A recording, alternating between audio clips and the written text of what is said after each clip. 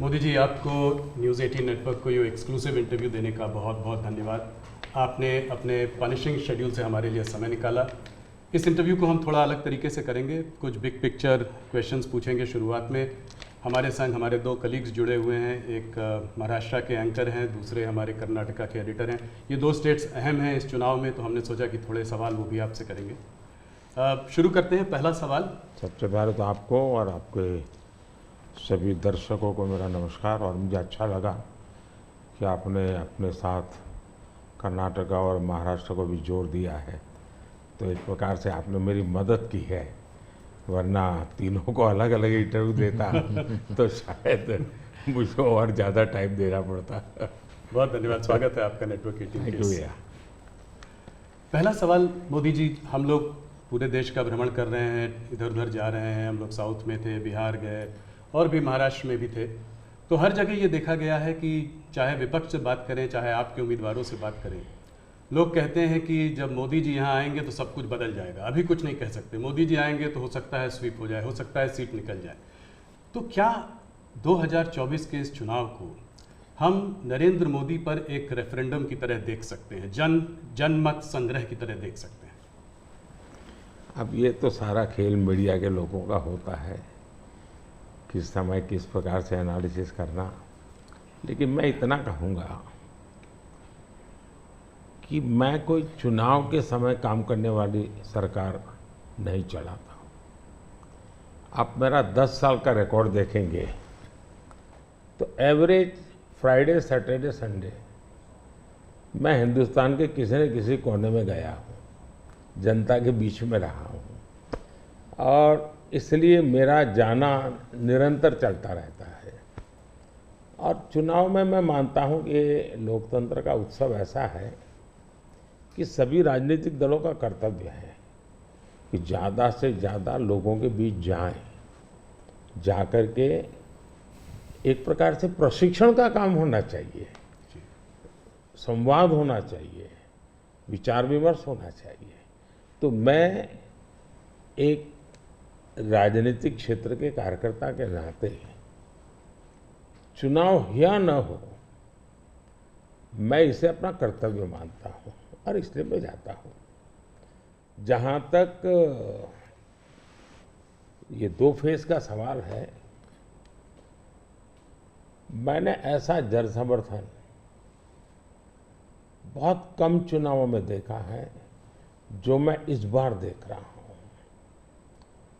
एक प्रकार से चुनाव जनता जनार्दन लड़ रही है, सुशासन के लिए लड़ रही है, अपने सपनों को साकार करने के लिए लड़ रही है। ऐसा मुझे लगता है, शायद मैं तो शायद एक निमित्त हूँ। इस बार मेरा जरा ज़्यादा उत्साह है लोगों के बीच जाने का, और पहले के तुलना में शायद मैं ज़्यादा बार जाना भी चाहता हूँ, इसलिए कि जो जनता जनार्दन इतने उमंग और उत्साह के साथ इतनी बड़ी जिम्मेदारी उठा ली हो, तो वो जनता जनार्दन को जाकर के उनको प्रणाम करना, नमन करना, उनका आशीर्वाद लेना, ये मुझे अपना कर्तव्य लगता है। और मैं देखता था जो फर्स्ट राउंड हुआ, तो मैंने किसी दोस्तों को कहा था कि पहले राउंड में ये हमारे खिलाफ जो लोग मोर्चा लगा करके बैठने की कोशिश कर रहे हैं, पहले राउंड में वो पस्त हो गए जी। और कल मैंने देखा दूसरे राउंड में ये ध्वस्त हो चुके हैं। यानी पहले लोगों ने पस्त कर दिया, अब ध्वस्त कर दिया। मोदी जी, जब कैंपेन की आपने शुरुआत की थी तो बड़े हाई नोट पे ये कैंपेन की शुरुआत हुई थी। आपने कहा, आपने अपने सरकार के पूरे काम का परिचय दिया, आपने डेवलपमेंट एजेंडा को लेकर आगे बढ़े, इकोनॉमी पर आपने जो है बहुत प्रकाश डाला और इसके ऊपर बहुत काम हुआ भी है। अभी इधर उधर 1-2 चरण के बाद आते आते आपने जो है राजस्थान में एक रैली में एक कांग्रेस के मैनिफेस्टो पर एक डायरेक्ट अटैक किया। आपने ये तक कहा कि इनका एक स्कीम है जिससे कि ये वेल्थ डिस्ट्रीब्यूट करना चाहते हैं, ये पता लगाना चाहते हैं किसके पास कितनी जमा पूंजी है, किसके पास कितना पैसा है, किसके पास कितना सोना है, सिल्वर है, चांदी है, और उसको वो मुसलमानों में और घुसपैठियों में बांट देना चाहते हैं। क्या ये थ्रेट इतना रियल है? क्या आपको ऐसा दिखता है? मुझे लगता है कि शायद आपकी टीम ने मेरा पूरा कैंपेन को ट्रैक नहीं किया है, या शायद विकास की बहुत सी बातें ऐसी होती हैं जिसको शायद टीआरपी के हिसाब से बैठता नहीं होगा। लेकिन आपने देखा होगा कि मेरा पूरा इलेक्शन कैंपेन दो चीजों पर केंद्रित है। एक, हमने समाज कल्याण को लिए, लोक कल्याण के लिए क्या काम किए, और सबसे बड़ा फर्क है और सरकारों में ये सरकार में, वो ये है कि लास्ट माइल डिलीवरी ये हमारी विशेषता है। नीतियाँ तो कोई सरकारें बनाती है, कोई सरकार बुरा करने के लिए तो आती नहीं है, अच्छा करना चाहती है। लेकिन कुछ लोगों को अच्छा करना आता है, कुछ लोग अच्छा होने का इंतजार करते हैं। मैं ऐसा हूँ कि मेहनत करके जो अच्छा हो करूँ, मेरा हमेशा ऐसा रहा है। अब देखिए, मैं चुनाव में लगातार बोल रहा हूँ कि हमने गरीबों के लिए 4 करोड़ घर बनाए। मैं इतना लोगों को कहता हूँ कि आप इस चुनाव प्रचार में जाएं तो मेरी मदद करें कि जिसके घर बनाना भी छूट गया हो, हर गांव में एक तो निकलेंगे, उनकी सूची में ये भेजो, ताकि जैसे ही मेरा तीसरा टर्म शुरू होगा मैं इस काम को आगे बढ़ाना चाहता हूँ। 3 करोड़ घर और मैं बनाना चाहता हूँ। अब आयुष्मान भारत योजना दुनिया की सबसे बड़ी health insurance and health assurance की स्कीम है ये। जी। 55 करोड़ लोगों को इलाज का भरोसा कि भाई अब आपको मोदी है, मोदी की सरकार है, 5 लाख रुपए तक का खर्च होगा, संभाल लेंगे।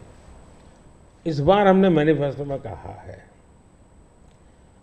कि किसी भी वर्ग का, किसी भी समाज का, किसी भी बैकग्राउंड का व्यक्ति क्यों न हो, जिस भी परिवार में 70 से ऊपर की आयु के जो भी व्यक्ति होंगे, पुरुष स्त्री सब, उन सबको हम ये 5 लाख रुपए तक मुफ्त इलाज की सुविधा देंगे। इस बार हमने मैनिफेस्टो में ये भी कहा है कि जो आशा वर्कर हैं, आंगनवाड़ी वर्कर हैं, उनको हम इसका बेनिफिट देंगे। ट्रांसजेंडर जितने भी हैं, किसी भी आयु के क्यों न हो, हम उनको ये बेनिफिट देंगे। तो ये बात हम लोगों को बताते हैं। अब आप देखिए जी, हमारे देश में बैंकों का राष्ट्रीयकरण हुआ, ये जो मिलकर जब्त करने के खेल चल रहे हैं ना जी, पहले कर चुके हैं जी। सारी बैंकें प्राइवेट थी, लूट लिया रातों रात, गरीबों के नाम पे लूटा गया। लेकिन हमारे देश की बैंकें खस्ता हाल हो गई।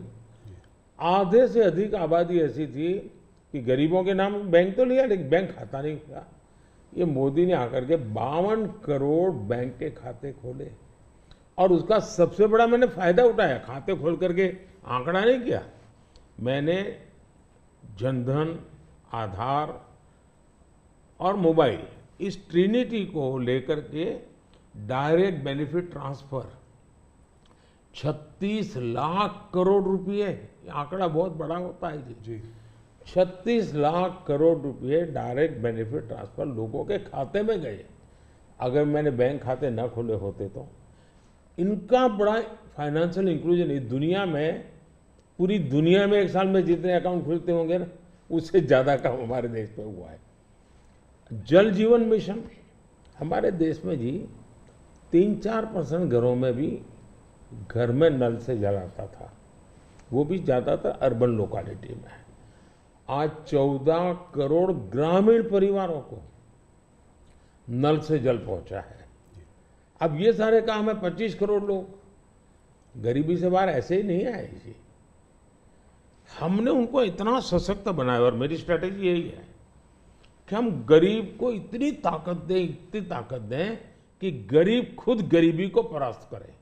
और जब गरीब अपने मेहनत से गरीबी को परास्त करता है ना, उसके बाद उसको गरीबी में वापस नहीं जाना, ये संकल्प बन जाता है। और वो देश की शक्ति बन जाता है। आज हमें फायदा है, 25 करोड़ लोग गरीबी से बाहर आए, बहुत बड़ा अचीवमेंट है जी, दुनिया इसकी तारीफ कर रही है जी। और ये एक मॉडल बनेगा, ये जो डेवलपिंग कंट्रीज है उनके लिए मॉडल बनेगा जी। आप देखिए 2014 के पहले क्या हाल था।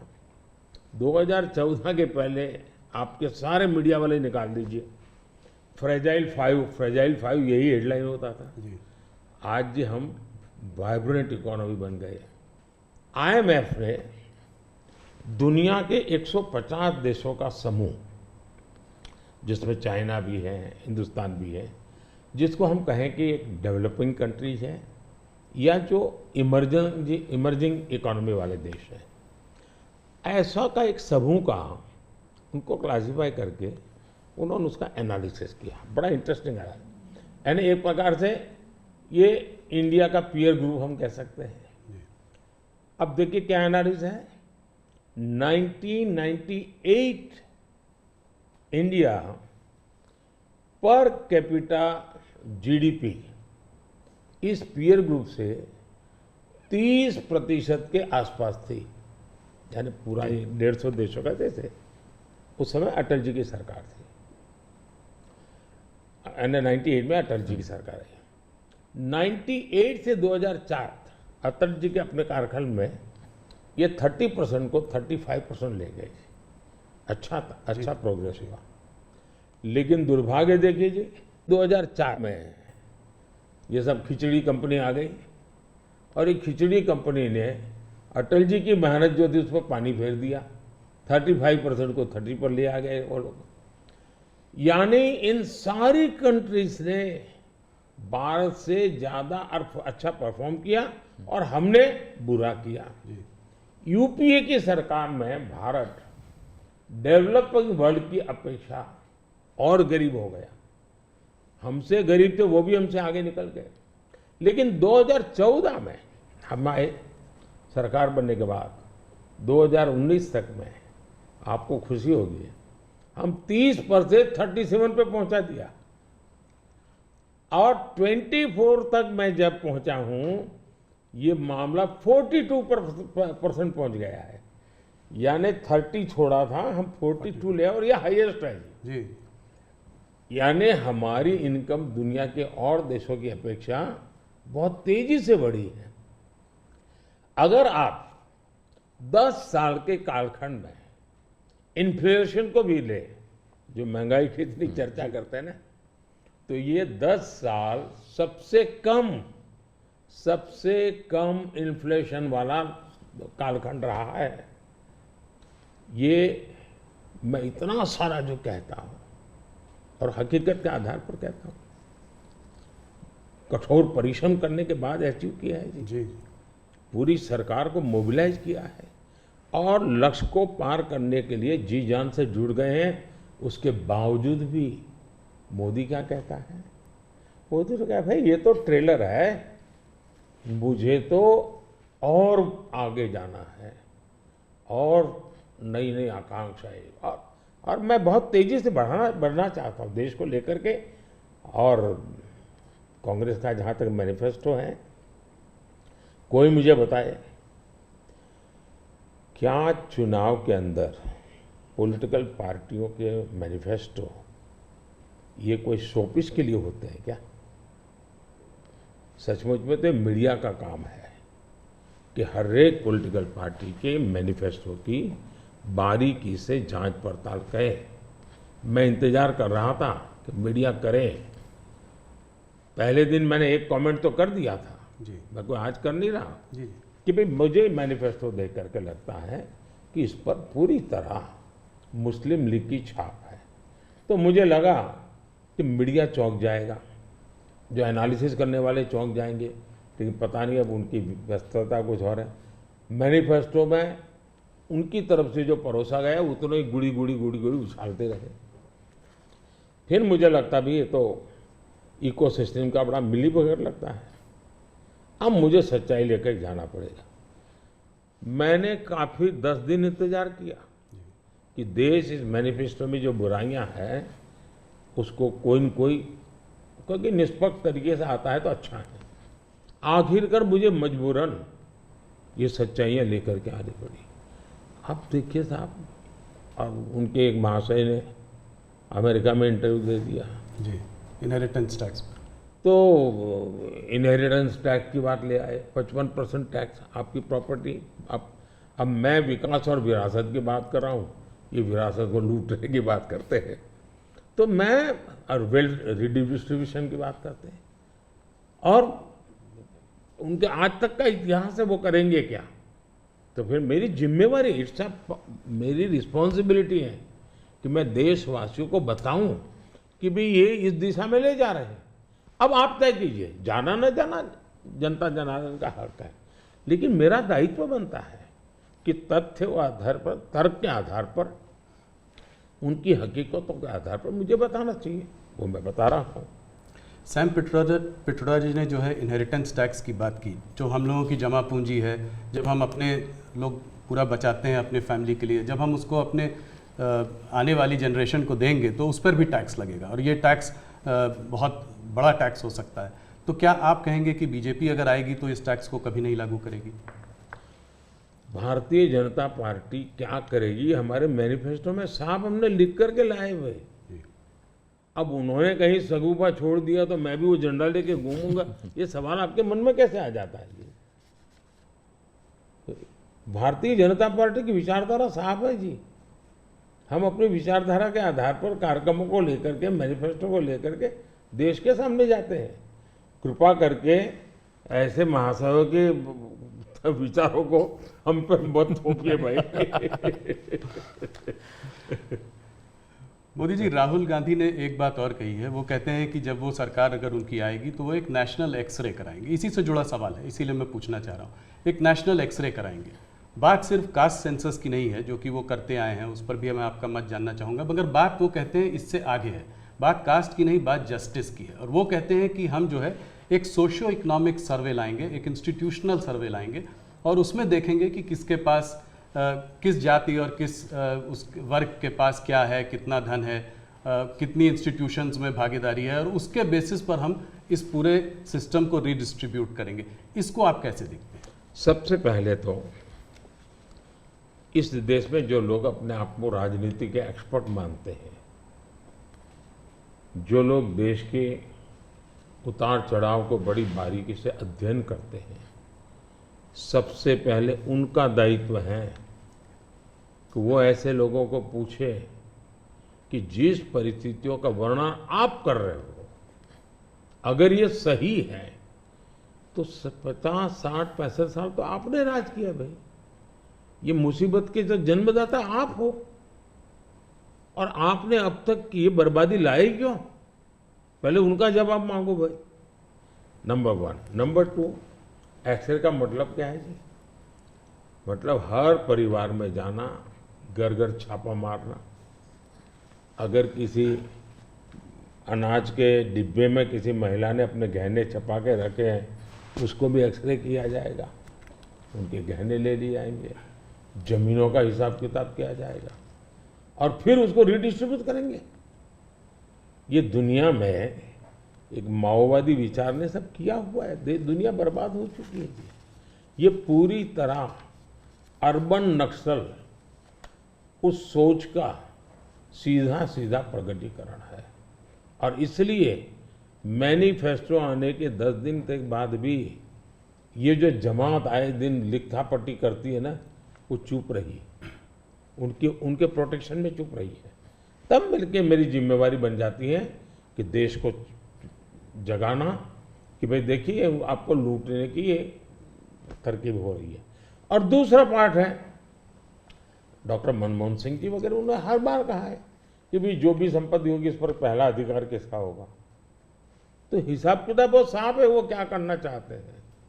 आपने ये सवाल भी उठाया है, 2006 का एक वीडियो जो वायरल हो रहा है, जिसमें मनमोहन सिंह जी ने कहा है कि गरीब मुसलमानों का पहला अधिकार रिसोर्सेज पर है, ये उन्होंने साफ कहा है। आपने उसको मैनिफेस्टो में भी ये बात पॉइंट आउट की है कि ओबीसी रिजर्वेशन का जो है पार्ट लेकर वो मुसलमानों को दे देना चाहेंगे, और 2004 से 2014 के बीच में उन्होंने 4-5 बार ऐसा करने की कोशिश की भी है। अरे भाई, ये तो बड़ा इंटरेस्टिंग सवाल आपने पूछा है। जरा मेरा जवाब लंबा हो जाएगा, लेकिन जरूर। देश के लिए मुझे बताना पड़ेगा। बताइए। आप कांग्रेस का इतिहास देख लीजिए। 90 के दशक से ये मांग उठी है देश में। समाज का एक बहुत बड़ा तबका है जिसको लगता था कि हमारे लिए कुछ होना चाहिए, उसके लिए आंदोलन हुए हैं।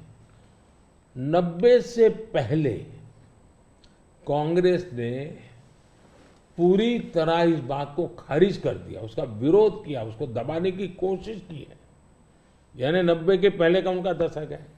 फिर उनको जितनी भी कमीशन बने, जितनी कमेटियां बनाई, उसके भी रिपोर्ट्स ओबीसी के विचार के पक्ष में आने लगे। अब उनके सिफारिशों को भी वो नकारते रहे, रिजेक्ट करते रहे, दबाते रहे। 90 के दशक में उनको लगा कि भी अब इसको जरा उनकी वोट बैंक की राजनीति के अनुसार उसको टर्न दिया जाए। उन्होंने पहला पाप किया क्या, 90s के दशक में कर्नाटका में उन्होंने धर्म के आधार पर, आपको याद होगा, कर्नाटका में उन्होंने धर्म के आधार पर मुसलमानों को ओबीसी घोषित कर दिया। यानी देश के ओबीसी को नकारना, उस विचार को दबाना, उस विचार को रिजेक्ट करना, लेकिन राजनीति खातर मुसलमानों को ओबीसी घोषित कर देना। केंद्र से कांग्रेस गई, 2004 तक ये प्लान ठप रहा, उनका इरादा पक्का नहीं हुआ। 2004 में वो फिर आए, तो आते ही आंध्र में मुस्लिम को ओबीसी कोटा ये देना तय कर लिया। मामला कोर्ट में जाके उलझ गया। अब ओबीसी के 27% जो आरक्षण में मिला हुआ है, भारत के संसद ने दिया है, संविधान के मूलभूत भावना के प्रकाश में दिया है। 27% शहद लगाने की उन्होंने तैयारी कर दी, डाका डालने की कोशिश की।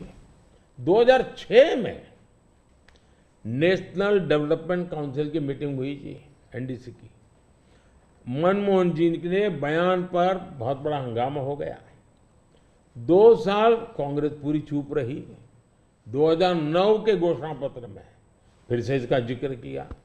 2011 में कैबिनेट नोट है इसका, 2011 के कैबिनेट नोट में ओबीसी के 27% हिस्सा डाका डाल करके उसमें से मुसलमानों को दे देना उन्होंने तय किया जी। 2012 यूपी चुनाव में भी उन्होंने इसकी एक असफल कोशिश की, फायदा नहीं हुआ। 2012 आंध्र हाईकोर्ट ने इसको रिजेक्ट कर दिया, रद्द कर दिया, कानूनी जजमेंट आ गया। एससी में गए, सुप्रीम कोर्ट में गए, वहां भी उनको कोई रिलीफ नहीं मिला। 2014 के घोषणा पत्र में भी धर्म के आधार पर आरक्षण की बात कही है, जबकि हिंदुस्तान का संविधान जब बना तब तो कोई आरएसएस वाले, बीजेपी वाले संविधान सभा में नहीं थे। बाबा साहब आम्बेडकर जैसे लोग बैठे थे, पंडित नेहरू जैसे बैठे थे, सरदार वल्लभ भाई बैठे थे, देश के कई महापुरुष बैठे थे। उन सब ने लंबे चिंतन के बाद तय किया था कि भारत जैसे देश में धर्म के आधार पर आरक्षण नहीं दिया जा सकता। 2024 के चुनाव में आप देख रहे हैं उनका मैनिफेस्टो, और मैंने कहा इस पर पूरी तरह मुस्लिम लीग की छाप है, यानी मुस्लिम लीगी नीतियां उन्होंने अपनाना शुरू किया। अब ये जो उन्होंने स्थितियां बनाई हैं, मुझे बताइए कि देश के लोगों को ये जिस प्रकार से संविधान की धज्जियां उड़ा रहे हैं, जिस प्रकार से लोग बाबा साहब आम्बेडकर को अपमानित करते हैं, एससी एसटी के आरक्षण पर भी खतरा, तलवार लटका देते हैं, ओबीसी का तो जीना मुश्किल कर देंगे। क्या मुझे देश की जनता को प्रशिक्षित करना चाहिए कि नहीं करना चाहिए? मैं सभी जो भी विद्वान लोग हैं, जो कलम के धनी हैं, जो निष्पक्ष हैं, उनका ये दायित्व बनता है कि ऐसे समय देश को वो एजुकेट करें, सही चीज़ें बताएं। कांग्रेस का कहना है कि उन्होंने ऐसा स्पेसिफिकली नहीं बोला है, जो कि उन्होंने मैनिफेस्टो में बोला है। उसमें लिखा है कि इनकरेज और असिस्ट करेंगे स्टूडेंट्स को, बिलोंगिंग टू द माइनॉरिटीज़। उन्होंने ये कहा है कि will ensure minorities receive there fair share of opportunities, ये बोला है। तो इसको आप कैसे पढ़ते हैं, मतलब इनके मैनिफेस्टो को? मुझे पकड़ने की जरूरत नहीं, मैंने 1990 से आपको हिसाब दिया है भाई। जी 1990 का हिसाब देखोगे, उसके बाद आप क्या कहोगे मुझे? अब मुझे उसमें एनालिसिस करने की जरूरत ही नहीं पड़ती। जी आपको 1990 से लेकर के डॉक्टर मनमोहन सिंह जी के 2009 के बयान तक और सारी चीजों को एक टेबल पर लेकर के देखोगे तो आप बिल्कुल इसमें से क्या निकालोगे भाई? मैं नहीं निकाल रहा हूं, जी हर एक को यही निकालना पड़ेगा भाई। हाँ, मतलब कि एक करके यहाँ जाएंगे वो। और ये जो भागीदारी की बात करते हैं इंस्टीट्यूशंस में कि जजेस ओबीसी नहीं है, मीडिया में ओबीसी का रिप्रेजेंटेशन कम है, इसको आप कैसे देखते हैं? अब मुझे बताइए, जो 2014 में हम आए, हमने ऐसी कोई नीति बनाई है क्या जो जिसके कारण किसी को रुकावट हो जाए? तो ये उनके पाप है, उनके पापों को देश भुगत रहा है। अगर उन्होंने सच्चे अर्थ में सेकुलरिज्म किया होता, सच्चे अर्थ में सामाजिक न्याय किया होता, वोट बैंक की राजनीति न की होती, तो ये उनको आज इस प्रकार से झूठे कागजों को लेकर के घूमना नहीं पड़ता। जी मुझे विश्वास है कि 10 साल से मैं जो कर रहा हूं, स्थिति ऐसी आएगी कि जितनी बातें हैं उनका जवाब हम ही देंगे, कर के देंगे, हर एक को योग्य न्याय देंगे। आज हमारे पहले देश के राष्ट्रपति आदिवासी कैसे बनी हुई? हमारी सोच के कारण बनी। हमें 3 बार राष्ट्रपति बनाने का मौका आया, एक बार अटल जी के समय, 2 बार मेरे समय। पहली बार हमने किसको बनाया? माइनॉरिटी को बनाया, जी बिल्कुल। अब्दुल कलाम जी को बनाया। मुझे मौका मिला पहला तो किसको बनाया? दलित को बनाया। दूसरा मौका मिला तो किसको बनाया? आदिवासी महिला को बनाया। तो ये हमारे आचरण से पता चलता है कि हमारी सोच क्या है। जी मोदी जी, आपने एक बात और कही है और इसको मैं एक लंबे सवाल से भी जोड़ना चाहता हूँ। आपने कहा है कि अगर इनका गठबंधन जो है सरकार बनाएगा तो ये पीएम बाय रोटेशन होगा। ये डिसाइड नहीं कर पा रहे हैं कि किसको पीएम बनाएंगे, तो एक साल के लिए सब लोग पीएम बनेंगे। सवाल मेरा थोड़ा बड़ा है। सवाल ये है कि क्या आपको लगता है कि जिस स्टेज में इंडिया का जो डेवलपमेंट स्टेज है उसमें कोएलिशन गवर्नमेंट काम करेगी या एक स्टेबल गवर्नमेंट ज़्यादा इफेक्टिव होगी? 2 अलग अलग सवाल है। जी देखिए, आप कांग्रेस का कैरेक्टर देखिए। उनके यहाँ राजस्थान में पार्टी के अंदर आंतरिक संघर्ष था, तो उन्होंने फॉर्मूला बनाई 2.5 साल मुख्यमंत्री की, 2.5 साल एक मुख्यमंत्री रहेंगे, 2.5 साल दूसरे। ये राजस्थान में फॉर्मूला बनाई थी, नॉन फॉर्मूला है। छत्तीसगढ़ में ऐसा उनकी पार्टी के भीतर झगड़ा हुआ तो वहाँ भी उन्होंने फॉर्मूला बनाई कि 2.5 साल एक, 2.5 साल दूसरा, और उन्होंने मामला संभाल करके गाड़ी चलाई। और ये भी सच्चाई है कि 2.5 साल के बाद वो मुकर गए। जी यानी खुद की पार्टी के साथ धोखा किया, खुद की पार्टी के अंदरूनी धोखा करने की उनकी प्रवृत्ति, वो तो एक। इसका मतलब ऐसी फॉर्मूला कांग्रेस के दिमाग में होना ये प्रूवन है उसमें। और मैंने अभी कहीं मीडिया में पढ़ा कि उनकी कोई छोटी सी मीटिंग हुई थी, मीडिया में पढ़ा मैंने, और उसमें ये कहा कि भाई अब आज के स्थिति जब मोदी बार बार पूछ रहा है भाई इतना बड़ा देश किसको सुपुर्द करे, आपका नाम तो होना चाहिए ना, इतना बड़ा आप किसी का भी नाम दीजिए, जी कोई तो नाम देना पड़ेगा ना। अरे क्रिकेट की टीम होती है वो भी कैप्टन बताती है, कबड्डी की टीम होती है वो भी कैप्टन बताती है। भाई आप बता नहीं रहे हो कि इतना बड़ा देश दे किसको। और तब जाकर फिर उन्होंने कोई ऐसे फॉर्मूला बनाई है कि भाई 1 ईयर 1 पीएम फॉर्मूला। अब एक पीएम 1 साल रहेगा तो आएगा, पूरी नई सरकार बनाएगा, कैबिनेट बनाएगा, तो फिर शपथ समारोह चलते रहेंगे 5 साल, और क्या होगा जी। और देश संकट समारोह में उलझता रहेगा, वो शपथ समारोह में उलझते रहेंगे। अब कोई देश ऐसे चल सकता है? इतना बड़ा देश जी देश ने 30 साल तक अस्थिरता देखी है, मिलीजुली सरकारों का दौर देखा है, आज दुनिया में भारत के प्रति विश्वास बढ़ा है, उसका कारण भारत के 140 करोड़ लोगों ने एक स्थिर, मजबूत, स्पष्ट बहुमत वाली सरकार बनाई। तो कोई भी भरोसा करेगा भाई हाँ जी जी। इस सरकार के पास मैंडेट है, मिलीजुली सरकार पर कोई भरोसा ही नहीं करता है। और इतना बड़ा देश ऐसे थोड़ा चल सकता है। लेकिन आज देश की राजनीति ऐसी है कि कोई एक पार्टी कितने ही बहुमत से क्यों न जीते, उसने रीजनल एस्पिरेशंस को ऑनर करना ही होगा। और इसलिए हमें पूर्ण बहुमत मिला, फिर भी हम सरकार एनडीए की बनाते हैं, एनडीए के साथियों को लेकर के बनाते, क्योंकि एक पार्टी को पूर्ण बहुमत मिलने के बाद भी देश के राजनीतिक उज्जवल भविष्य के लिए, देश के लोगों के एस्पिरेशंस के लिए, रीजनल एस्पिरेशंस को उतना ही रिस्पेक्ट देना चाहिए, उतना ही हिस्सा देना चाहिए। और ये कैरेक्टर एनडीए ने डेवलप किया है, भारतीय जनता पार्टी ने करके दिखाया है। आपने रीजनल एस्पिरेशंस की बात की तो उसकी बात हम लोग करेंगे।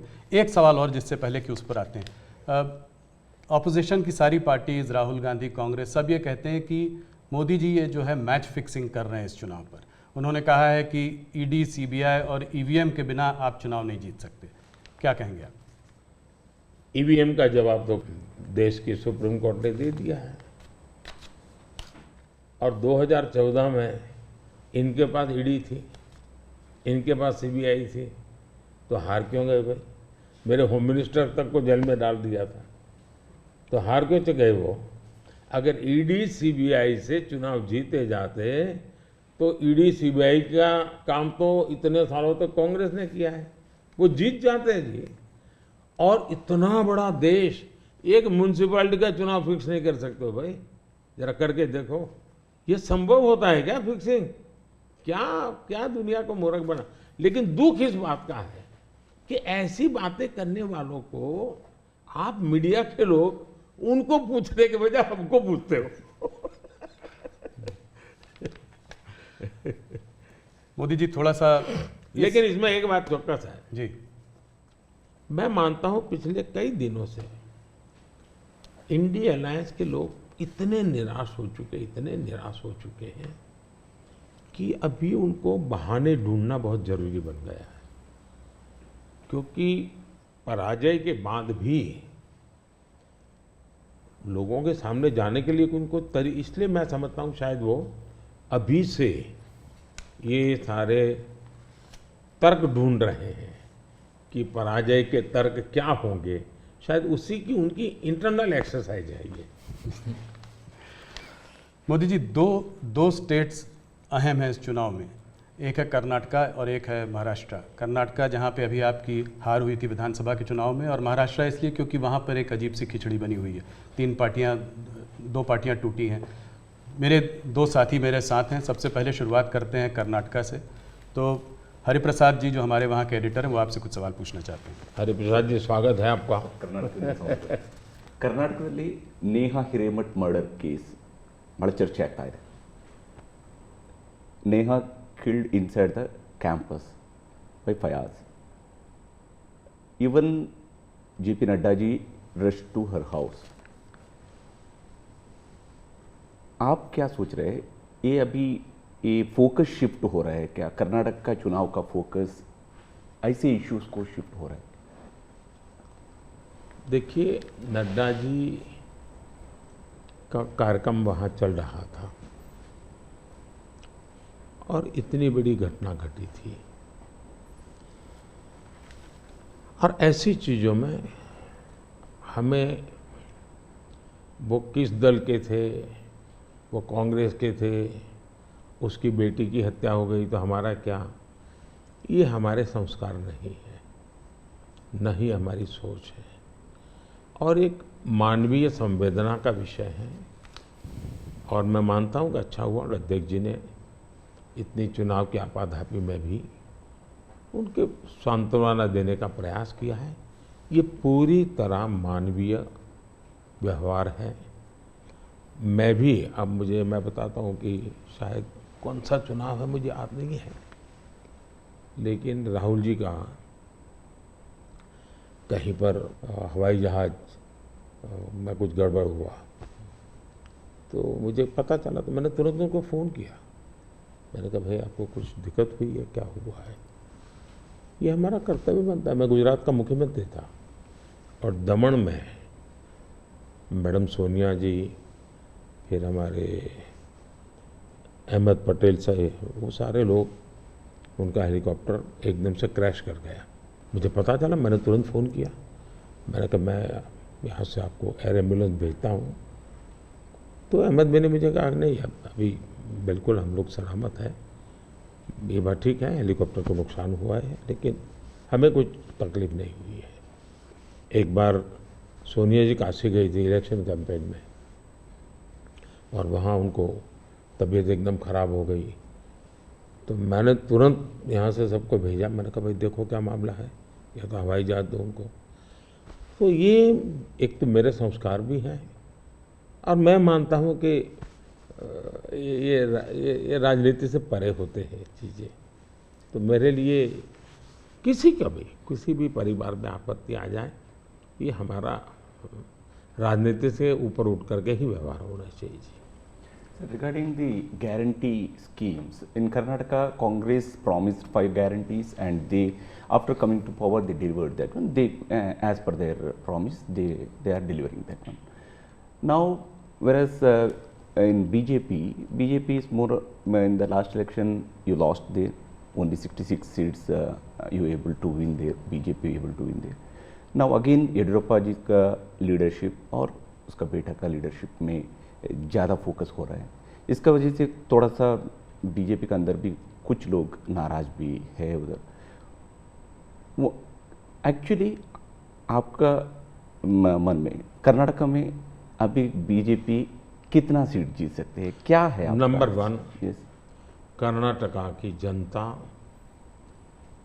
पश्चाताप कर रही है कि हमने इतनी बड़ी गलती कर दी, इनको बिठा दिया। तो जन समर्थन हमारा कम नहीं हुआ है, जन समर्थन हमारा बढ़ा है। लेकिन इन्होंने इतने ही कम समय में सीएम कौन, अभी भी वो बात सेटल नहीं हुई है। शपथ हुआ है सीएम का लेकिन सेटल नहीं हुआ है। अपने आप को सीएम मानने वाले लोग बहुत है उसमें। अब कानून व्यवस्था देखिए, चरमरा गई है, बम ब्लास्ट हो रहे हैं, हत्याएं हो रही हैं, आर्थिक स्थिति पूरी तरह कंगालियत की स्थिति में है। वादे तो बड़े बड़े कर दिए उन्होंने और फिर टैग लगाए, ऐसा होगा तो ये मिलेगा, वैसा होगा तो नहीं मिलेगा। मतलब आप जनता के साथ धोखा भी कर रहे हो। जब हमने कहा कि भाई हम इन लोगों को आयुष्मान कार्ड देंगे, मतलब देंगे, फिर इफ्स एंड बट लगा करके उसमें बेईमानी नहीं करनी चाहिए। अभी जब हमने कहा कि हम 70 साल से ऊपर के किसी भी वर्ग के व्यक्ति होंगे, इनको आयुष्मान कार्ड देंगे, मतलब देंगे। आप में ये हिम्मत होनी चाहिए। उन्होंने किसानों की जो योजना थी वो रद्द कर दी, किसान सम्मान निधि।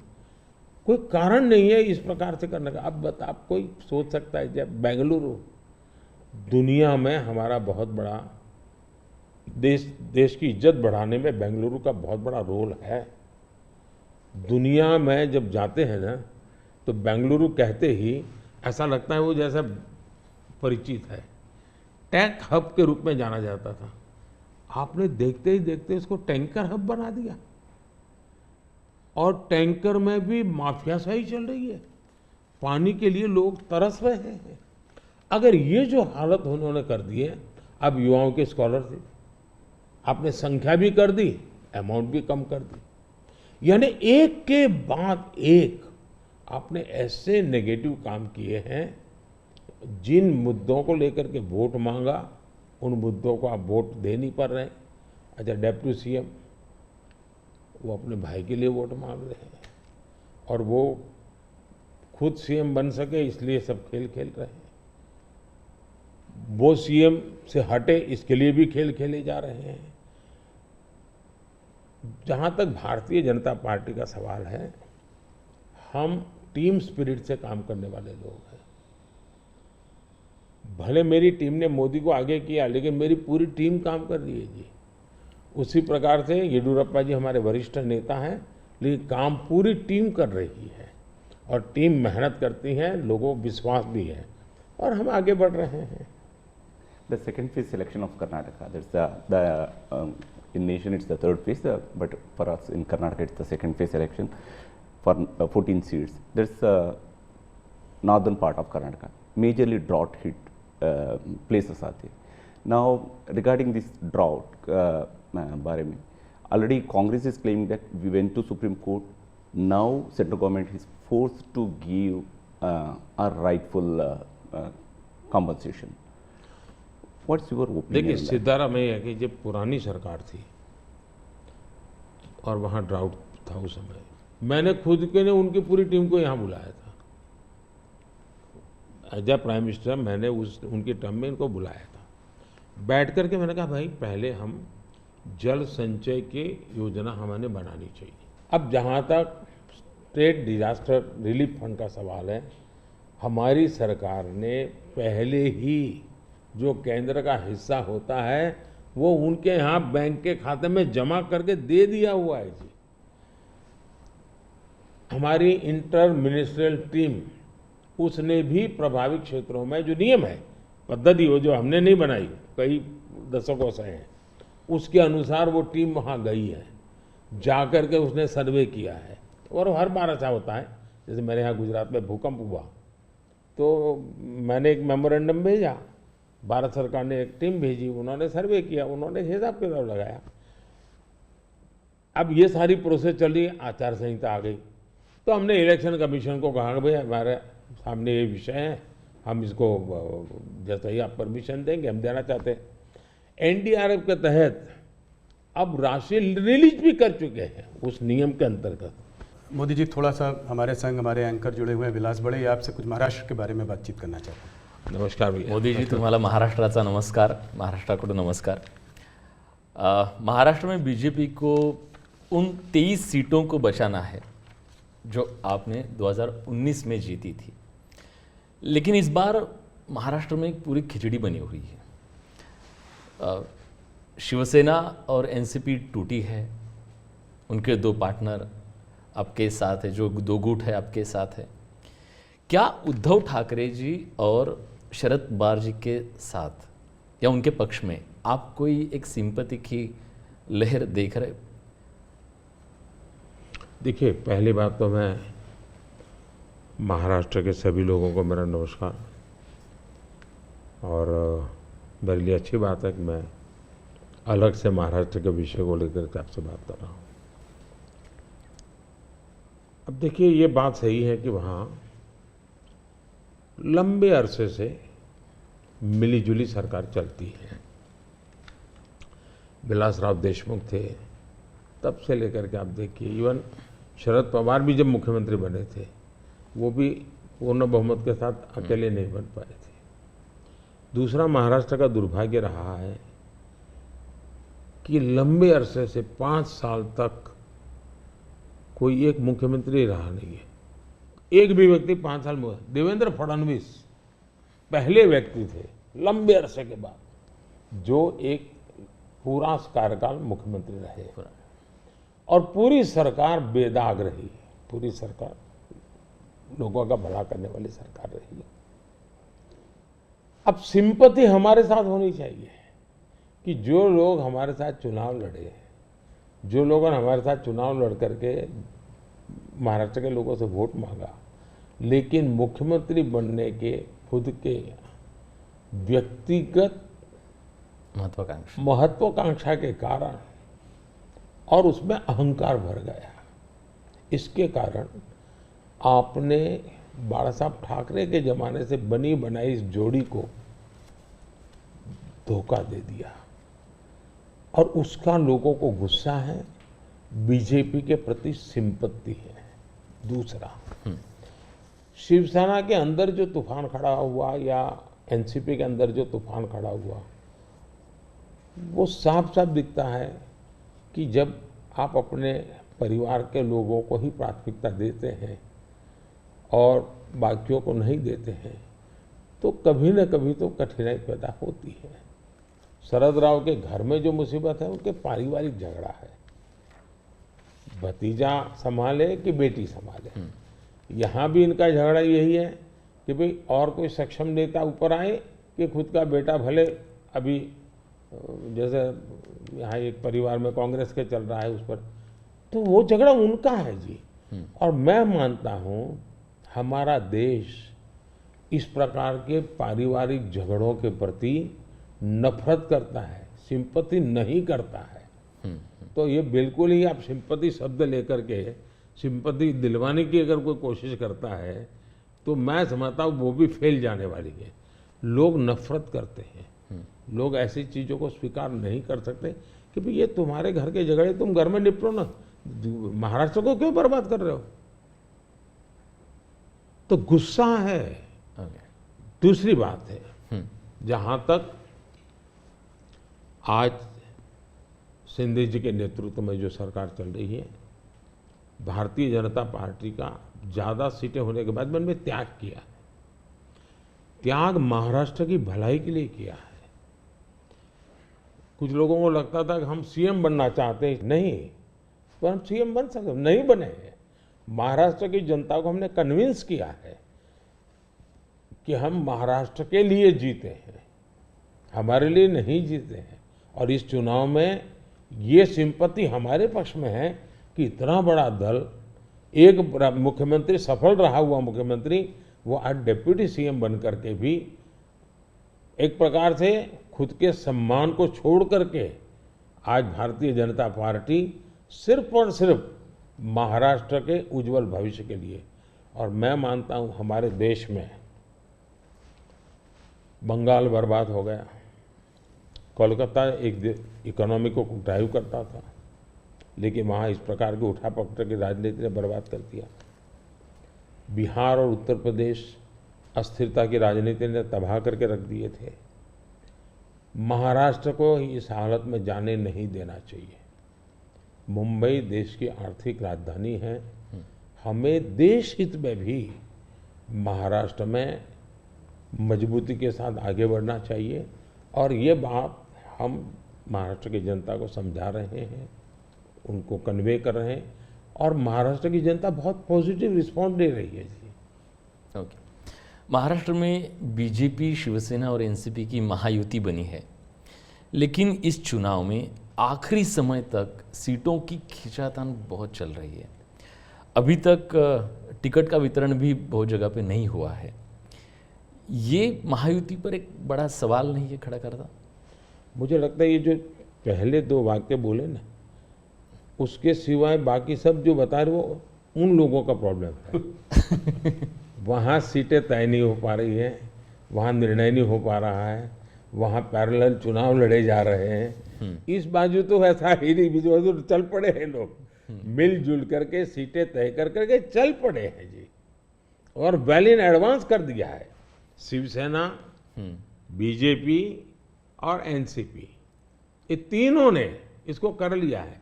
सामने जो नकली पार्टियों का मेला मिलाप है वहां नहीं हो पा रहा है जी, उल्टा है। कितनी सीटें देखते हैं आप महाराष्ट्र में? पिछली बार 41 आई थी, इसलिए पूछ रहा हूँ सवाल। हम बहुत ताकत के साथ आगे बढ़ रहे हैं। वोट भी बढ़ेगा, सीट भी बढ़ेगी। सर, 2017 में आप ही की सरकार ने शरद पवार जी को पद्म विभूषण दिया था, जो देश का सेकेंड हाईएस्ट सिविलियन ऑनर है। लेकिन पिछले मंगलवार को शरद पवार जी ने एक कह दिया, मराठी में ते मराठीत असं म्हणाले की मोदी जी देशाचे नवे पुतीन आहेत, आप नए पुतीन बन रहे हैं। आप इस कमेंट को कैसे देखते हैं? मैं उनका आदर करता हूँ, आज भी करता हूँ। हाँ। और मैं मानता हूँ सार्वजनिक जीवन में लंबे अरसे तक जिन जिन लोगों ने काम किया है वो हमारे साथ रहे न रहे, हमारे विरोध बने, वो अलग बात है। इसका मतलब ये हुआ कि जिसके अंदर वो पुतिन को देखते हैं उसकी सरकार से अवार्ड लेकर के वो गर्व कर रहे हैं। ये तो बहुत बड़ा कॉन्ट्राडिक्शन है भाई। लेकिन वो गर्व कर रहे हैं। जहाँ तक मेरी पार्टी की सोच और व्यक्तिगत रूप से मेरी सोच। अब देखिए, हमने भारत रत्न दिया तो किसको दिया? प्रणब मुखर्जी, नरसिम्हा राव, चौधरी चरण सिंह जी, कर्पूरी ठाकुर। और इस देश में किसी ने क्वेश्चन नहीं किया कि मोदी जी अब इनको क्यों भारत रत्न दे रहे हैं। सबको लगता हाँ यार ये ड्यू था, डिजर्व था। किस दल के थे? हमारे खिलाफ ढेर सारी बातें उन्होंने बताई हुई ऐसे लोग हैं, लेकिन निर्णय उसके आधार पर नहीं होता है। आप पद्म पुरस्कार देखिए, मुलायम सिंह जी, असम के तरुण गोगोई जी, पीए सांगमा जी, जमीर जी, एस.एम. कृष्णा जी, आप देखिए जी, सारे लोग हैं दूसरी पार्टियों के हैं, हमने उनको पद्म दिया। हम पद्म देते हैं उनको अपने अपने क्षेत्र में जो उनका योगदान है, देश के लिए जो भी उन्होंने किया है, ये देश का दायित्व है। अवार्ड देश का है, दल का नहीं है जी। ये मोदी की पर्सनल प्रॉपर्टी नहीं है, ये भारतीय जनता पार्टी का उस पर कॉपीराइट नहीं है जी। तो मैंने पूरा पद्म पुरस्कार, तो मैं मानता हूँ कभी अगर आप स्टोरी चलाएं, मीडिया के लोग इंटरेस्ट करें, भारत में पद्म पुरस्कार को कैसे परिवर्तित किया गया, कैसे पद्म पुरस्कार एक प्रकार के सच्चे अर्थ में सम्मान बना दिया, इतना बड़ा काम उन्होंने किया है।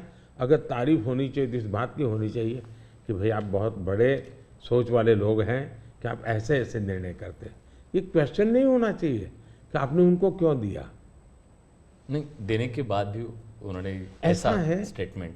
ये शर्ती थोड़ा होता है कि मैं पद्म देता हूँ मेरे लिए चुप रहना। ये कोई एग्रीमेंट थोड़ा होता है, ये गिव एंड टेक फॉर्मूला नहीं है जी। मोदी जी, थोड़ी सी बात उत्तर प्रदेश की करते हैं। सबसे बड़ा प्रदेश है, 80 सीटें वहाँ से आ रही हैं। क्या इस बार आप लोग 2014 का रिकॉर्ड तोड़ पाएंगे? 71 सीट लाई थी बीजेपी, 73 एनडीए।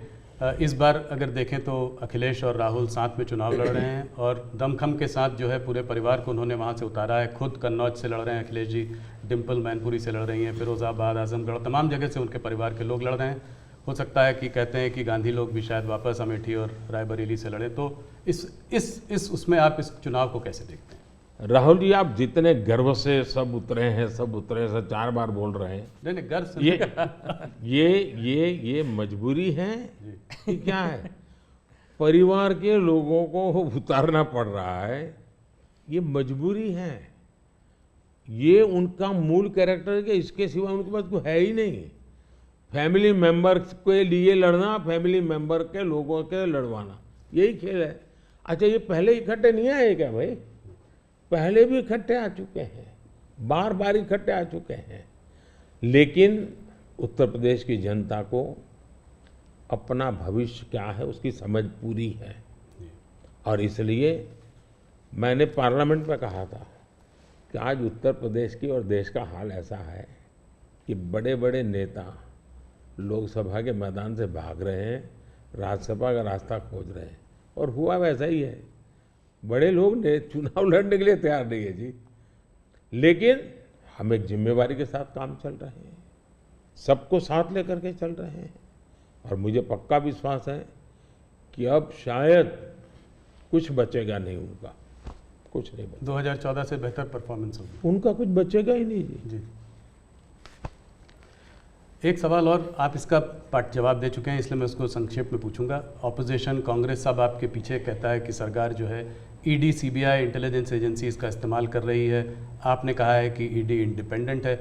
सिर्फ एक सवाल यह है कि ऐसा देखा गया है कि 25 नेता का एक एनालिसिस एक न्यूज़पेपर ने की थी कि 25 नेता जब अपोजिशन पार्टी से बीजेपी की तरफ आ गए तो उसमें से 23 लोगों के ऊपर से जो है इस तरह के केसेस को या तो ठंडे बस्ते में डाल दिया गया या ड्रॉप कर दिया गया। इस बारे में पहली बात है, एक भी केस ड्रॉप नहीं किया गया है। जो अदालत कहेगी वही होगा, हम कोई निर्णय नहीं, ये स्वतंत्र है। दूसरी बात है, पॉलिटिकल लीडरशिप के केस कितने हैं भाई? ओनली 3%। 97% अच्छे अच्छे ब्यूरोक्रेट जेल में है। आखिर के संस्था का जन्म क्यों हुआ है भाई?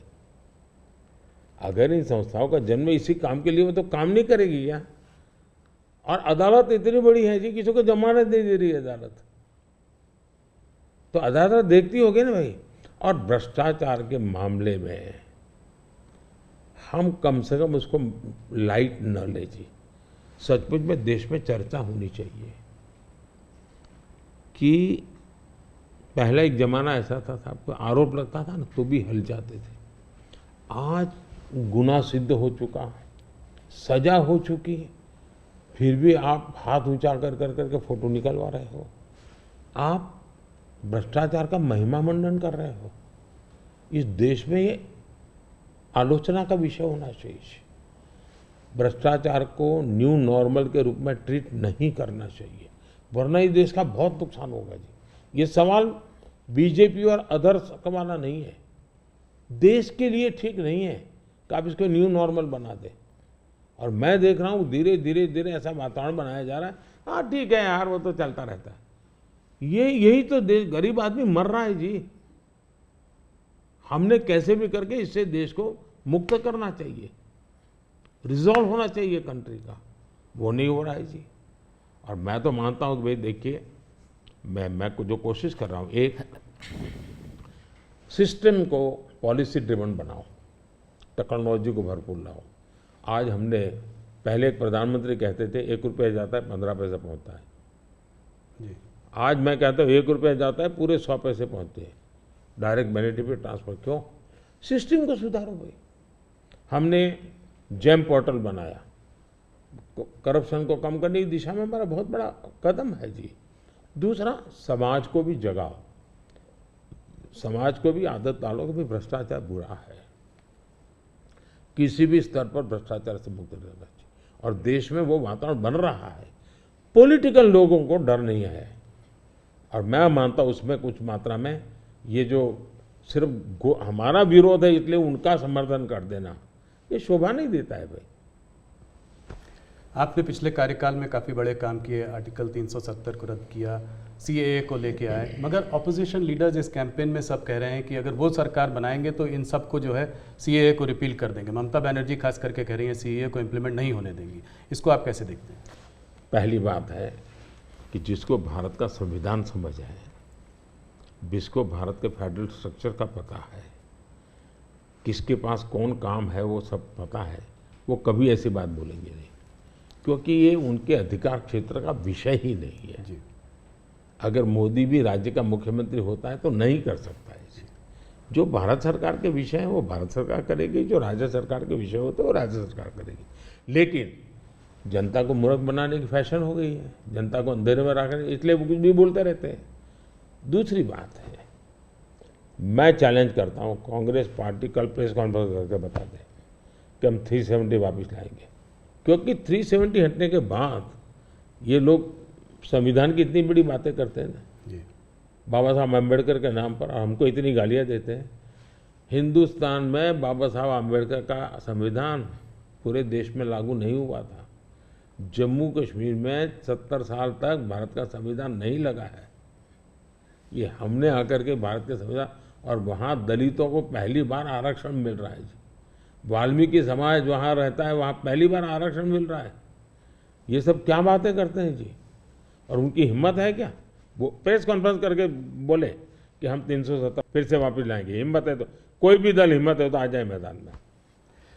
मोदी जी, बंगाल की तरफ चलते हैं। वेस्ट बंगाल में जो है इस बार चुनाव काफ़ी ज़ोरों में लड़ाई हो रही है। पिछली बार जब आप 2019 में 18 सीट लाए थे 42 में, तो लोग चकित रह गए थे, लोगों को उम्मीद नहीं थी कि आप 18 सीट लाएंगे। इस बार आपके एक नेता ने कहा है कि 36 सीट आ सकती है। राजनाथ जी ने मुझसे इंटरव्यू में कहा था कि 36 सीट आ सकती है। कैसे देख रहे हैं इस वक्त माहौल को? देखिए, जहाँ तक लोगों का चकित वाला जो आप कह रहे हैं ना, उनका प्रॉब्लम यह है कि मुझे 10 साल हो गए, अभी भी वो मानने को तैयार नहीं कि देश की जनता ने मोदी नाम के किसी व्यक्ति को प्रधानमंत्री बनाया।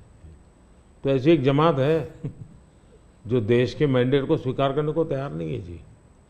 अब हकीकत है भाई कि देश की जनता हमको समर्थन दे रही है। आपने हिसाब लगाया था नहीं होगा नहीं होगा, वो तो आपकी गलती थी जी। हमारे तो लोगों के साथ संपर्क है। और मैं मालदा में था, मैंने जी मैं हैरान था कितना बड़ा जबरदस्त वहाँ माहौल था जी। अब जनता जनार्दन का विश्वास बन रहा है कि देश में एक स्थिर मजबूत सरकार है। बंगाल में भी उसका परिणाम अच्छे मिले। और टीएमसी के शासन में महिलाओं पर जो अत्याचार हो रहे, संदेश खाली की जो घटना है पूरे देश को हिला दिया है जी। और उसका गुस्सा निकलना ही निकलना है मतदान में। आखिर जनता के पास तो मताधिकार है, उससे से अपना गुस्सा निकालेंगे जी। तो गुस्सा निकलना है, बहुत स्वाभाविक है। आपने देखा होगा नोटों के ढेर, क्या कभी आपके टीवी वालों ने इतने सारे नोटों के ढेर कभी पकड़े गए देखा था? जी। पिछले कुछ सालों में आप लगातार 50 करोड़ के ढेर, 300 करोड़ के ढेर, 250 करोड़ के ढेर, 200 करोड़ के ढेर, देश चौंक गया है जी। आप कितना ही इसको दबाने की कोशिश करो, लेकिन देश के दिल दिमाग में स्थिर हो चुका है कि लूटने वाले लोग हैं। तो इस बार जीत और बड़ी होगी। बिल्कुल क्लीन स्वीप कर रहे हैं। उड़ीसा को कैसे देखते हैं? उड़ीसा में आपने जो है बीजेडी का साथ छोड़ा। भारतीय जनता पार्टी वहां अलग रही है। बीजेडी ने मुद्दों के आधार पर समर्थन केंद्र में हमारा समर्थन किया था, मुद्दों के आधार पर। जी। और ऐसे बहुत से दल हैं जो मुद्दों के आधार पर हमें समर्थन देते रहे हैं। तो बीजेडी का हमारा नाता हो रहा, राज्य के अंदर हम बिल्कुल, उड़ीसा की पूरी अस्मिता खत्म हो रही भाई। उड़ीसा की अस्मिता संकट में है। उड़िया लैंग्वेज वो खतरे में आ रही है। और मैं नहीं मानता कि उड़िया के लोग अब ये लंबे अरसे तक इसको सहन कर सके। इतने संसाधन है जी। आज उड़ीसा देश का रिचेस्ट स्टेट बन सकता था जी। रिचेस्ट स्टेट, लेकिन क्या हालत बना के रखी है। तो अब उड़ीसा के सामान्य मानवी के अंदर एस्पिरेशंस है जी। और मुझे लगता है कि हमें सेवा का मौका मिलना चाहिए। हम उड़ीसा को कहां से कहां पहुंचा कर देंगे। उड़ीसा से बात बिहार की भी करते हैं। बिहार में आपने फिर नीतीश जी के संग वापस जो है आपका गठबंधन उनके साथ है, उस गठबंधन के साथ लड़ रहे हैं। कैसे देखते हैं? पिछली बार 39 सीटें थी आपकी 40 में, क्या इसको रिपीट कर पाएंगे? पहले एक तो हम चुनाव असेंबली का साथ लड़े थे जी। बाद में वो कहीं गए फिर वापस आए। तो हम जो जनता का मैंडेट है उसके अनुसार साथ में है जी। जहाँ तक जन समर्थन का सवाल, कल मैं बिहार में ही था, जी। जो जन समर्थन मैं देख रहा हूँ जी, अनप्रेसिडेंटेड। इतनी गर्मी में कोई पैंडल नहीं, कुछ नहीं, जी। और लाखों लोग जिस प्रकार से इस बात से जुड़े हुए हैं, मैं साफ देख रहा हूँ जी कि बिहार में पहले हम एक आध सीट शायद हार जाते थे, शायद इस बार एक भी नहीं हारेंगे। 40 में 40 एक भी नहीं हारेंगे। बहुत बड़ा बयान है। हाँ। मोदी जी, एक आध पर्सनल सवाल आपसे करना चाहूँगा। आपने बहुत इलेक्शन देखे हैं, आप गुजरात में लंबे समय रहे हैं, ये आपका तीसरा चुनाव है सेंटर में। मैंने देखा है कि समय समय पर चुनाव से आप पर पर्सनल अटैक अक्सर होते जाते हैं। कहीं पे कभी बोला जाता है मोदी को गोली मार दो, कभी बोला जाता है सर फोड़ दो। अभी हाल फिलहाल में राहुल गांधी ने भी आप पर आपको कुछ ऐसे शब्द बोले हैं जो कि पर्सनल अटैक के तौर पर उनको भी देखा जा सकता है। ये ऐसा मोदी के साथ क्यों होता है? मोदी के साथ क्यों हो रहा है इसका जवाब तो मेरे पास नहीं है, लेकिन ये सवाल मोदी को क्यों पूछना चाहिए? ये सवाल इस देश में चर्चा का होना चाहिए कि सार्वजनिक जीवन में आखिर मोदी का गुनाह क्या है? वो पीएम बना वही गुनाह है ना। मतलब आप जो भी गाली देते प्रधानमंत्री को दे रहे हैं। अब प्रधानमंत्री को इस प्रकार से सर फोड़ देंगे या कभी मेरी माँ को गाली देना, कभी ये। और मैं हैरान हूँ जी, भारत के राष्ट्रपति पर भी किस प्रकार का कटाक्ष किया गया था। शर्म आए इस प्रकार की भाषा का प्रयोग किया था। मैं हमेशा मानता हूँ कि मतदाता ही मेरा परिवार है, देश ही मेरा परिवार है, और मैं सकारात्मक राह से जा रहा हूँ। लेकिन जो ऐसा कर रहे हैं उस पर तो मैं आप लोगों पर छोड़ता हूँ, देशवासियों पर छोड़ता हूँ कि इन लोगों की तरफ कैसे देखना चाहिए। मोदी जी, अगर एक सवाल मैं ये समझना चाहूँ कि ये जो तीसरा टर्म होगा आपका, वो पहले दूसरे से अलग कैसे होगा? पहला कार्यकाल मेरा कैसा गया, तो मैं सामान्य मानवी की जो ज़रूरतें थी उनको मैं एड्रेस करना चाहता था। मैंने उस दिशा में काम किया, और उस समय देश के अंदर एक निराशा का वातावरण था, सरकार के प्रति नफरत का वातावरण। भाई सरकार यानी निकम्मी, मुझे विश्वास भरना था। मैंने उस पर काम किया, मजबूती लाया। जो दूसरा कार्यकाल था वो मैंने कुछ परिणाम दिखाए, लोगों को विश्वास भर दिया कि हम आगे बढ़ सकते हैं, हम दुनिया के अंदर एक कॉन्फिडेंस लेवल आया है देश में। वो कॉन्फिडेंस एक बहुत बड़ी ताकत है। अब आगे जो मेरा कार्यकाल है, मुझे ये जो हताशा में से विश्वास में परिवर्तित हुआ, आकांक्षा में परिवर्तन हुआ, जो एस्पिरेशंस के अंदर परिवर्तित हुआ, अब मुझे देश को तीसरी आर्थिक महाशक्ति बनाना है। लेकिन ये जब मैं 11 से 5 पे लाया, उसी की कंटिन्यूटी है जी। जी ये मैं 5 वर्ष और निकम्मा और 3 वाला अच्छा, ऐसा नहीं हो सकता जी। तो पहले मनमोहन सिंह के समय पर 11 तक थे, हम जोर लगा करके 5 पर ले आए, अब जोर लगा करके 3 पर ले जाएंगे। तो हम हर चीज़ में कंटिन्यूटी करना चाहते हैं। अब जैसे बिजली, हमने बिजली पहुंचाने का बड़ा अभियान चलाया, बिजली पहुंचा दी। अब मेरा लक्ष्य है पीएम सूर्यघर योजना और 0 बिजली बिल, और मैं हर घर पर सोलार सिस्टम लगे, और मैं सिर्फ बिजली का बिल 0 चाहता हूँ, इतना ही, मैं 3 चीज़ें चाहता हूँ। एक, हर परिवार का बिजली का बिल 0 हो। दूसरा, अतिरिक्त बिजली जो हो वो बेचे, कमाई करे। तीसरा, जमाना इलेक्ट्रिक व्हीकल का आएगा। मुझे आत्मनिर्भर होना है एनर्जी के सेक्टर में, और इसलिए मैं चाहूँगा जो इसके पास भी स्कूटी हो, मोटर हो, जो भी हो, उसका चार्जिंग अपने घर में ही हो जाए और सोलार से हो जाए। मतलब आज उसका जो ट्रांसपोर्टेशन का महीने का 1000-2000 रुपया खर्चा आता है, वो भी 0 हो जाए। ये त्रिविध बेनिफिट नागरिक को और देश को, पर्यावरण का बेनिफिट, देश को आज पेट्रोलियम इंपोर्ट करने का जो अरबों अरबों डॉलर जा रहे हैं बाहर, वो बंद हो जाएगा। तो मल्टीपल बेनिफिट वाला योजना। अब जैसे स्टार्टअप हब, मैन्युफैक्चरिंग हब बनाना है, मुझे इनोवेशन हब बनाना है, यानी मैं एक बिल्कुल नए एरिया पर देश को ले जाना चाहता हूँ, और बड़े कॉन्फिडेंस का, और विजन मेरा क्लियर है, मुझे कोई दुविधा नहीं। मेरे पास तय है नेक्स्ट 100 डेज में, 4 जून के बाद 100 डेज में मुझे क्या काम करना है, अभी से मेरे पास क्लियर है। 5 साल में क्या करना है, क्लियर है। 2047 में विकसित भारत बने, क्लियर है। इसलिए मैं कहता हूँ 24/7 फॉर 2047, ये मेरा मिजाज है। इस पर अलग से एक चर्चा करनी पड़ेगी आपको हमारे ग्रुप के साथ। आज विलास मुझसे सुबह एक सवाल पूछ रहे थे, मैंने कहा आप मोदी जी से खुद ही पूछना डायरेक्ट। आपने आपकी पूरी यात्रा में बहुत सारी कठिनाई का सामना किया है। ऐसी हालत में भी आप टफ डिसीजन लेते हैं, ये कैसा कर पाते हैं? देखिए, मैं टफ डिसीजन वगैरह नहीं लेता हूँ जी, मैं सही डिसीजन लेता हूँ। कोई टफ डिसीजन होते नहीं, सही होते हैं। किसी को टफ लगे, किसी को ना लगे, ऐसा हो सकता है। लेकिन फिर भी मैं सोचता हूँ कि ये सब कैसे होता है। जैसा अचरज आपको होता है, मुझे भी होता है कि मोदी ये कैसे करता है। फिर मैं सोचता हूँ नहीं, शायद परमात्मा ने ही मुझे इस काम के लिए भेजा हुआ है। मुझसे जो कुछ भी है वो कोई ईश्वरीय शक्ति करवा रही है, और वो ईश्वरीय शक्ति, ईश्वरीय प्रेरणा से मैं करता रहता हूँ।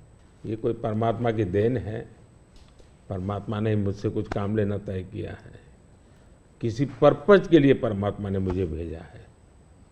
और इसलिए मैं ये जो बाकी तूफान चल रहा है उससे बहुत परे रहता हूँ। लेकिन इस तूफान में शांत कैसे रहते हैं? वही, मैं उससे परे रहता हूँ। मुझे शायद परमात्मा ने यही राह दिखाई है कि तुम उन चीज़ों में मत उलझो, तुझे कोई बड़ा काम करना है, तुम अपने काम में लगे रहो। तो परमात्मा का निर्देश है, परमात्मा की इच्छा है, परमात्मा की योजना है, और शायद ये उसी का मैं एक निमित्त हूँ, कुछ नहीं हूँ। इसी से जुड़ा सवाल था कि आपको हम लोग देखते हैं, हमको आपका शेड्यूल मिलता है, आप इतना ट्रैवल कर रहे हैं, दिन में 5, 4, 6 रैली, वो भी कोई इस प्रदेश में तो कोई दूर दूसरे प्रदेश में।